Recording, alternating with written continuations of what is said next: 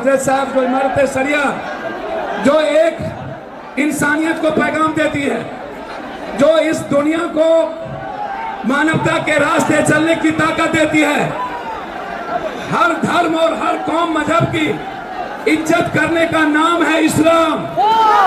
शांति का पैगाम है इस्लाम, मोहब्बत का पैगाम है इस्लाम, कुर्बानी का नाम है इस्लाम, इंसानियत को जिंदा करने का नाम है इस्लाम।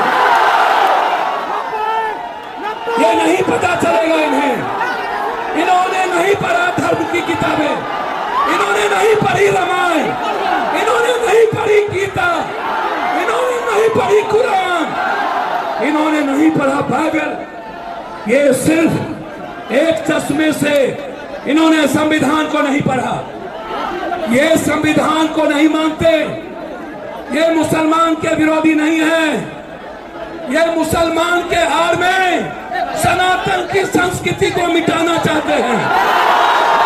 ये मुसलमान के नाम में दलित आदिवासी के अधिकार को छीनना चाहते हैं। कहीं पे निगाहें, कहीं पे निशाना, ये मुसलमान का कुछ नहीं बिगाड़ सकते। जिसका इतिहास हजरत हुसैन का हो,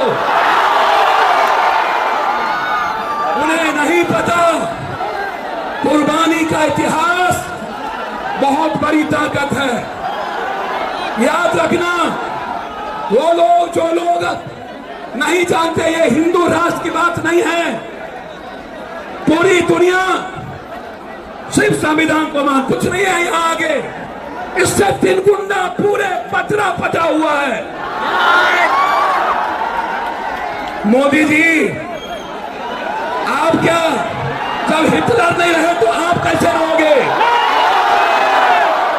कोई नहीं बचा है इस मुल्क में, सिर्फ मोहब्बत बचेगी इस मुल्क में, सिर्फ सच्चाई बचेगा। और जिसके हाथ में भारत का झंडा और एक हाथ में गीता कुरान होगा और एक हाथ में संविधान होगा, वही इस मुल्क को चलाएगा। आप मत सोचिए, आप तो मरने वाले कौम हैं।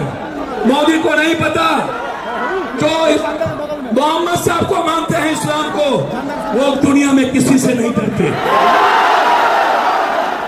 जो रियल में गीता की बात करता है, इन्हें शांति का पैगाम नहीं पता। अरे मोदी जी, ताकत उस हाथ में है।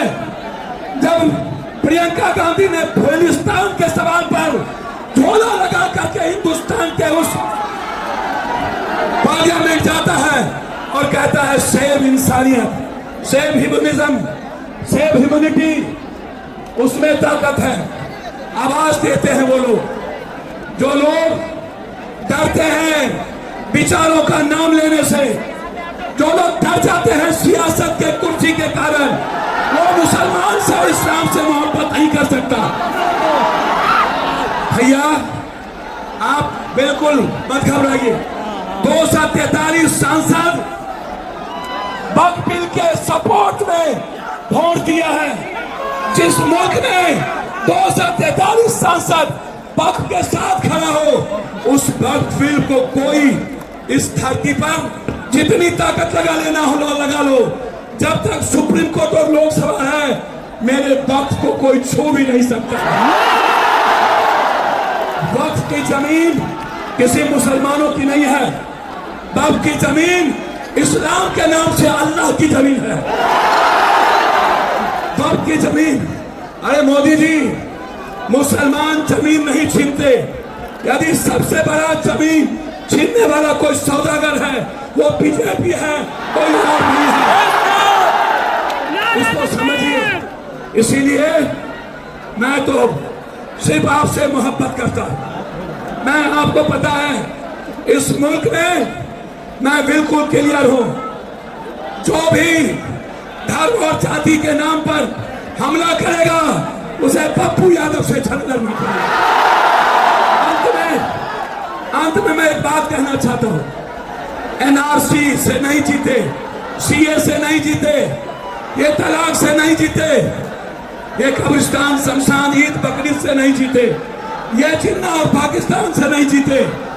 अब ये चुनाव आयोग के द्वारा 4 करोड़ 70 लाख वोटों के, गरीबों के वोट को छीन कर ये बिहार में चुनाव लड़ना चाहते हैं। आप जोर से बोलिए, क्या आप वोटर को छीनने देंगे? चुनाव आयोग के खिलाफ जंग लड़ेंगे ना? ये प्रॉक्सी वार किया है, मेरे पीठ पर खंजर भोंका है, और 1 महीने के अंदर इस मुल्क का जो 4 करोड़ बिहारी बाहर है, 4 करोड़ 70 लाख, 8 करोड़ में 4 करोड़ 70 लाख को बेघर करना चाहता है। क्या आप जाने देंगे?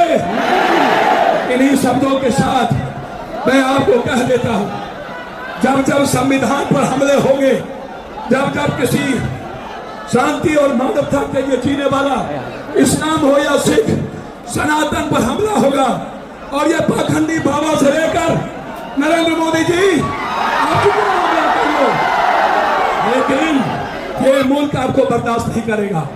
बहुत बहुत आपको धन्यवाद। अल्लाह हाफिज।